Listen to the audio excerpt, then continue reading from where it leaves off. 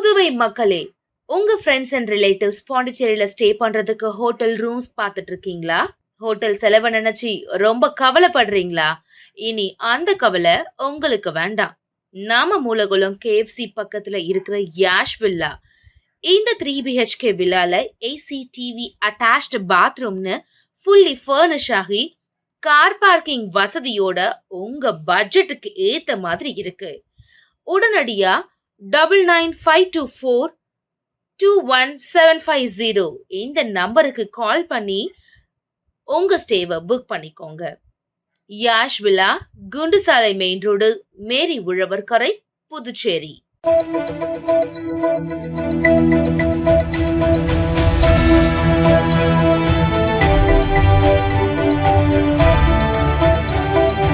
வணக்கம். சக்தி சேனலின் புதுவையின் இன்றைய நிகழ்வுகள். தமிழக சட்டப்பேரவை தேர்தலில் என்ஆர் காங்கிரஸ் கட்சி போட்டியிட உள்ளதாகவும் கோரிமேட்டை தாண்டாத கட்சி என விமர்சிப்பவர்களுக்கு ஒரு மாதத்தில் நாங்கள் யார் என காட்டுவோம் என NR Congress MLA KSP Ramesh பதிலடி கொடுத்துள்ளார். அகில இந்திய என்ஆர் காங்கிரஸ் கட்சியின் இளைஞர் அணி உறுப்பினர் சேர்க்கை முகாம் முதலியார்பேட்டை தொகுதியில் இன்று நடைபெற்றது. மாநில இளைஞர் அணி துணைத் தலைவர் சத்யா தலைமையில் நடைபெற்ற விழாவில் சிறப்பு விருந்தினராக மாநில இளைஞர் அணி தலைவரும் சட்டமன்ற உறுப்பினருமான KSP ரமேஷ் கலந்து கொண்டு உறுப்பினர் சேர்க்கை முகாமினை தொடங்கி வைத்தார். தொடர்ந்து விழாவில் பேசிய அவர், ஆளும் கட்சியினரை விட எதிர்க்கட்சி சட்டமன்ற உறுப்பினர் தொகுதிகளுக்கு முதலமைச்சர் ரங்கசாமி முன்னுரிமை அளித்து வளர்ச்சி திட்டங்களை செய்து வருகிறார் என்றும், எதிர்க்கட்சியினர் முதலமைச்சர் பயனை பெற்றுக்கொண்டு குறை கூறுவது ஏற்புடையதல்ல என்றார். கோரிமேட்டை தாண்டாத கட்சி என எங்களை விமர்சனம் செய்பவர்களுக்கு ஒரு மாதத்தில் நாங்கள் யார் என காட்டுவோம் என பதிலடி கொடுத்த அவர், எதிர்வரும் சட்டமன்ற தேர்தலில் தமிழகத்தில் என்ஆர் காங்கிரஸ் கட்சி போட்டியிட தயாராகி வருகிறது என்றும், அதற்கான அறிவிப்பை முதலமைச்சர் ரங்கசாமி அறிவிப்பார் என்றார். கோரிமேடு கூட தாண்டாத கட்சி தான் பேசுறாங்க. நான் இந்த நேரத்தில் சட்டமன்ற உறுப்பினராக என்ஆர் காங்கிரஸ் சட்டமன்ற உறுப்பினராக எனக்கு அடையாளம் காட்டப்பட்டவர் எங்கள் ஐயா என்ஆர். நான் இந்த நேரத்தில் இளைஞரணியை சேர்ந்த அனைத்து தம்பிமார்களின் சார்பாகவும் நிர்வாகிகள் சார்பாகவும் யாரு கோரிமேடு தாண்ட மாட்டோன்றது இன்னும் ஒரு மாசத்துல நீங்க எல்லாம் பாப்பீங்க. தமிழ்நாடை நோக்கி நம்ம என்ஆர் காங்கிரஸ் கால வைக்க போறார் ஐயா. நீங்க எல்லாம் பார்க்கத்தான் போறீங்க. புதுச்சேரியில் மட்டும் இல்ல, தமிழ்நாடு நோக்கியும் நம்மளுடைய அகில இந்திய என்ஆர் காங்கிரஸ் கட்சி போகதான் போகிறது. இந்த எல்லாருக்கான பதில் விரைவில் நம்ம அண்ணா ஐயாவே அறிவிப்பார். நான் அறிவித்தேன், அந்த அதிகாரம் எனக்கு இல்லை, எங்க ஐயா அறிவிப்பார். தமிழ்நாட்டுல கால வைப்போமா என்ன ஆகுமா எதிர்கட்சிகளாம் யோசிச்சுட்டு இருக்காங்க. காலம் நேரம் பதில் சொல்லும். விரைவில் நம்மளுடைய தமிழ்நாடு அரசியலில் என்ஆர் ஐயாவின் பொறுப்பாளர்கள் கால் பாதங்கள் படியதான் போகிறது. விரைவில் எதிர்பாருங்கள். அதுக்கான பதிலை அன்று உங்களுக்கு நான் சொல்றோம், நானே சொல்றோம். டாக்டர் ராஜ்குமார் மற்றும் உஷா நேசமணி எழுதிய குருதியும் வீரமும் என்ற நூலினை துணைநிலை ஆளுநர் கைலாஷ்நாதன் வெளியிட்டார். டாக்டர் ராஜ்குமார் மற்றும் உஷா நேசமணி எழுதிய குருதியும் வீரமும் இந்திய சுதந்திர போராட்டத்தில் தமிழர்களின் பங்கு நூல் வெளியீட்டு விழா புதுச்சேரி அதிதி ஹோட்டலில் நடைபெற்றது. புதுச்சேரி துணைநிலை ஆளுநர் கைலாஷ்நாதன் சிறப்பு விருந்தினராக கலந்து கொண்டு நூலை வெளியிட்டார். சட்டமன்ற உறுப்பினர் சிவசங்கரன், தமிழ் அறிஞர் கோ பாரதி மற்றும் அறிஞர் பெருமக்கள் விழாவில் பங்கேற்றனர். நிகழ்ச்சியில் பேசிய துணைநிலை ஆளுநர் கைலாஷ்நாதன், சுதந்திர போராட்டத்தில் கலந்து கொண்ட தலைவர்களை எப்பொழுதும் நாம் நினைவு கூற வேண்டும், அவர்களை போற்ற வேண்டும் என்று வலியுறுத்தினார். புதுச்சேரி அண்ணா சாலையில் புதிதாக அமைக்கப்பட்டுள்ள ரிலையன்ஸ் ஃபேஷன் வேர்ல்ட் ஆடைகள் மையத்தை முதலமைச்சர் ரங்கசாமி திறந்து வைத்தார். புதுச்சேரி அண்ணா சாலை ரத்னா தியேட்டர் அருகே ரிலையன்ஸ் ஃபேஷன் வேர்ல்ட் ஆடையகத்தின் திறப்பு விழா இன்று வெகு விமர்சையாக நடைபெற்றது. ரிலையன்ஸ் ஃபேஷன் வேர்ல்ட் புதுச்சேரி மேலாண் இயக்குநர் கருணாகரன் தலைமையில் நடைபெற்ற விழாவில் சிறப்பு விருந்தினர்களாக முதலமைச்சர் ரங்கசாமி, சட்டமன்ற உறுப்பினர் KSP ரமேஷ் ஆகியோர் கலந்து கொண்டு ரிலையன்ஸ் ஃபேஷன் வேர்ல்ட் ஆடையகத்தை திறந்து வைத்து முதல் விற்பனையை தொடங்கி வைத்தனர். திறப்பு விழாவை முன்னிட்டு 1000 ரூபாய்க்கு துணிகள் வாங்குபவர்களுக்கு ரூபாய் 250 தள்ளுபடி வழங்கப்படுகிறது. மேலும் இங்கு சிறுவர்கள் முதல் பெரியவர்கள் வரை ரூபாய் 190 129 முதல் தரமான ஆடைகள் விற்பனை செய்யப்படுவது குறிப்பிடத்தக்கது. இந்த விழாவில் புசி போரெக்ஸ் நிறுவனத்தின் இயக்குநர் சதீஷ்குமார் உட்பட வாடிக்கையாளர்கள் மற்றும் ஊழியர்கள் திரளாக கலந்து கொண்டனர். புதுச்சேரி திருவள்ளுவர் நகர் சாலை வசந்த் நகரில் அமைந்துள்ள ஸ்ரீ அருள்மிகு குரு வேலாயுத ஈஸ்வரர் ஆலயத்தில் அஷ்டபந்தன மகா கும்பாபிஷேக விழா விமர்சையாக நடைபெற்றது. புதுச்சேரி முத்தியால்பேட்டை திருவள்ளுவர் சாலை வசந்த் நகரில் அமைந்துள்ள ஸ்ரீ அருள்மிகு குரு வேலாயுத ஈஸ்வரர் ஆலய ஸ்ரீ குரு தேவானந்த சுவாமிகள் சித்தர் பீடத்தில் அஷ்டபந்தன மகா கும்பாபிஷேக விழா இன்று விமர்சையாக நடைபெற்றது. முன்னதாக ஸ்ரீ வேதாந்த சுவாமிகள் மற்றும் ஸ்ரீ கணபதி ஆலயம், கங்காதர சுவாமிகள், முத்துக்குமார சுவாமிகள், பால விநாயகர், பாலமுருகன், தக்ஷணாமூர்த்தி சுவாமிகள், ஸ்ரீ தண்டபாணி சுவாமிகளுக்கு கும்பாபிஷேகம் நடைபெற்று சிறப்பு பூஜைகள் செய்யப்பட்டு மகா தீபாராதனை காட்டப்பட்டது. விழாவில் மயிலம் பொம்மவர ஆதீனம் 20ஆம் பட்டம் சிவஞான பாலய சுவாமிகள் கலந்து கொண்டு விழாவை சிறப்பித்தார். தொடர்ந்து நடைபெற்ற விழாவில் திரளான பக்தர்கள் பலர் கலந்து கொண்டு சுவாமியை வழிபட்டனர். இதற்கான ஏற்பாடுகளை விழா குழுவினர்கள், ஊர் பொதுமக்கள் மற்றும் ஆலய நிர்வாகிகள் சிறப்பாக செய்திருந்தனர். தவத்திரு சங்கரதாச சுவாமிகளின் 158வது பிறந்தநாள் விழாவை முன்னிட்டு அவரது நினைவிடத்தில் ராதே அறக்கட்டளை சார்பில் மாலை அணிவித்து மரியாதை செலுத்தப்பட்டது. தவத்திரு சங்கரதாச சுவாமிகளின் 158வது பிறந்தநாள் விழா ராதே அறக்கட்டளை சார்பில் கொண்டாடப்பட்டது.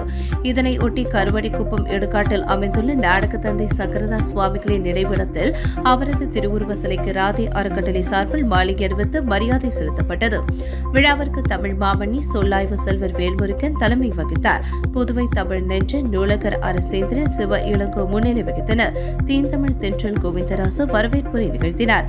நிகழ்ச்சியில் லாஸ்பேட்டை சட்டமன்ற உறுப்பினர் வைத்தியநாதன் சிறப்பு விருந்தினராக கலந்து கொண்டு சங்கரதாஸ் சுவாமி திருவுருவ சிலைக்கு மாலை அணிவித்து மலர் வணக்கம் செலுத்தினார். ராதே அறக்கட்டளை நிறுவனர் பொறிஞர் ராதே சங்கரதாசன் நாடக கலை குறித்து சிறப்புரை வழங்கினார். ராதே அறக்கட்டளை சார்பில் 10 ஆண்டுகளாக சங்கரதாசன் பிறந்த நாளை அரசு விழாவாக நடத்த வேண்டும் என்று வலியுறுத்தப்பட்டு வருகிறது. இந்த ஆண்டும் சட்டமன்ற உறுப்பினர் வைத்தியநாதன் அரசிடம் இந்த கோரிக்கை வைக்கப்பட்டது. படைப்பாளி பைரவி தலைமையில் பாரதி, சோழ புகழேந்தி, சரஸ்வதி வைத்தியநாதன், மதன் விசாலாட்சி, கலைமாமணி இளமுருகன், விஜயலட்சுமி, பிரமிளா மேரி, சத்தியமூர்த்தி, முனைவர் சிவ இளங்கோ, எலிசபெத் ராணி உள்ளிட்டோர் கவிதை வாசித்தனர். மேலும் லெனின் பாரதி, வேணு ஞானமூர்த்தி, அன்மொழி சோழன், இளகோவளன், ஐயப்பன் உள்ளிட்ட கலைஞர்கள், தமிழ் அறிஞர்கள் கலந்து கொண்டு சங்கரதாஸ் சுவாமி சிலைக்கு மரியாதை செலுத்தினார்கள்.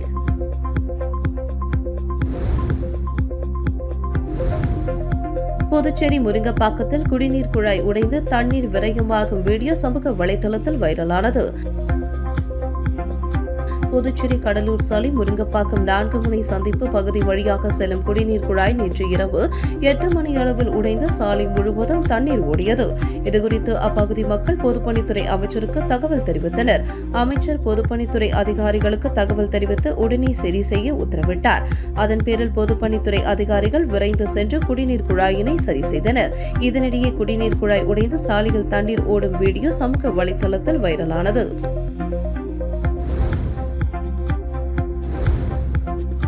மொபைல் ஆப்கள் மூலம் ஆன்லைன் முதலீடு செய்வதை தவிர்க்க வேண்டும் என cyber crime senior SP Nithya Radhakrishnan எச்சரிக்கை விடுத்துள்ளார்.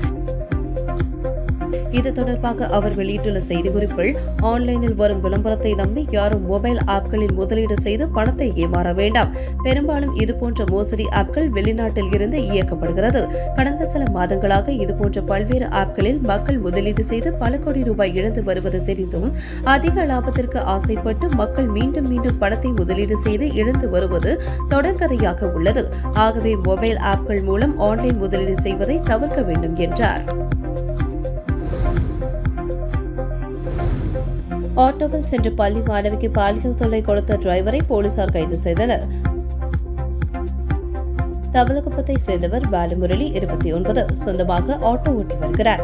அரசு பள்ளியில் படிக்கும் 17 வயது மாணவி ஒருவர் நேற்று முன்தினம் ஆட்டோவில் ஏறி வீட்டுக்கு சென்றார். ஆட்டோவை ஓட்டிய பாலமுரளி மாணவிக்கு பாலியல் ரீதியாக தொல்லை கொடுத்தார். இதுபற்றி அந்த மாணவி தனது பெற்றோரிடம் கூறினார். இதுகுறித்து புகாரின் பேரில் Thavalakuppam sub inspector Jayagurunathan POCSO பிரிவில் வழக்கு பதிந்து பாலமுரளியை கைது செய்து நீதிமன்றத்தில் ஆஜர்படுத்தி காலப்பட்ட சிறையில் அடைத்தனர். சப் இன்ஸ்பெக்டர் பணிக்கு விண்ணப்பித்த விண்ணப்பதாரர்கள் வரும் 17ஆம் தேதிக்குள் திருத்தம் செய்து கொள்ள அறிவுறுத்தப்பட்டுள்ளது. புதுச்சேரி காவல்துறை வெளியிட்டுள்ள செய்திக்குறிப்பில், புதுச்சேரி காவல்துறையில் காலியாக உள்ள 70 போலீஸ் சப் இன்ஸ்பெக்டர் பணியிடங்களை நிரப்புவதற்கான அறிவிப்பு கடந்த மாதம் 12ஆம் தேதி வெளியிடப்பட்டது. கடந்த 8/11/2022 அன்று சப் இன்ஸ்பெக்டர் பதவிக்கு வெளியிடப்பட்ட ஆட்சேர்ப்பு அறிவிப்பின்படி ஏற்கனவே விண்ணப்பித்த விண்ணப்பதாரர்கள் மற்றும் பணியில் உள்ள காவல்துறையினருக்குமான விரிவான வழிமுறைகள் புதுச்சேரி அரசின் ஆட்சேர்ப்பு இணையதளத்தில் பதிவேற்றம் செய்யப்பட்டுள்ளது.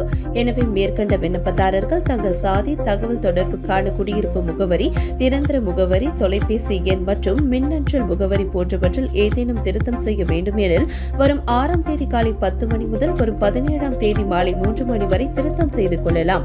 இவ்வாறு அதில் கூறப்பட்டுள்ளது.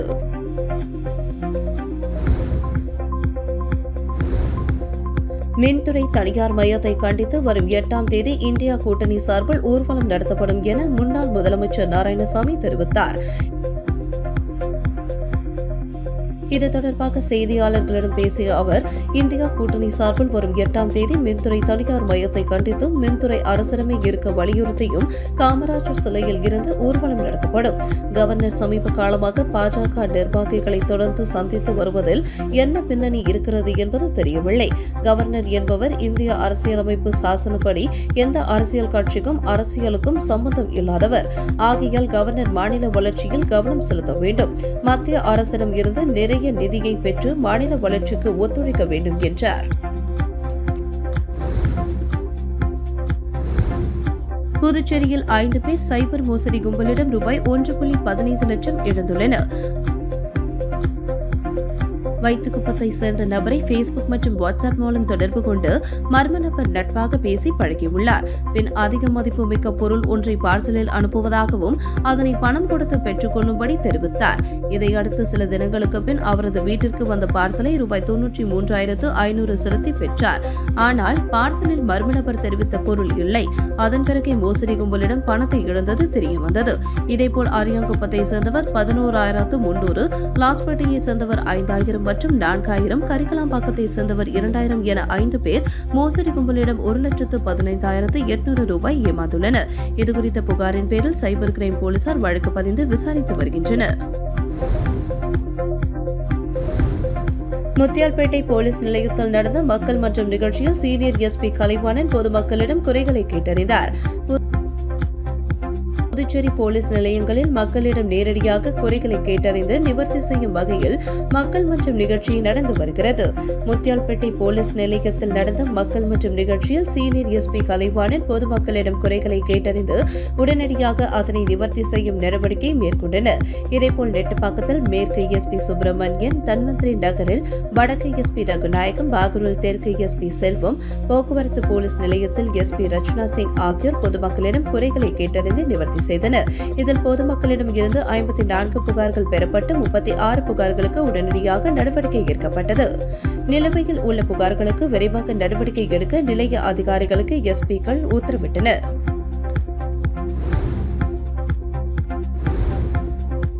புதுச்சேரி முத்தியால்பேட்டை ஸ்ரீ லட்சுமி ஹைகிரீவர் பெருமாள் திருக்கோவிலின் 54வது பிரம்மோற்சவ விழாவையொட்டி நடைபெற்ற திருக்கல்யாண உற்சவத்தில் திரளான பக்தர்கள் கலந்து கொண்டு சுவாமி தரிசனம் செய்தனர்.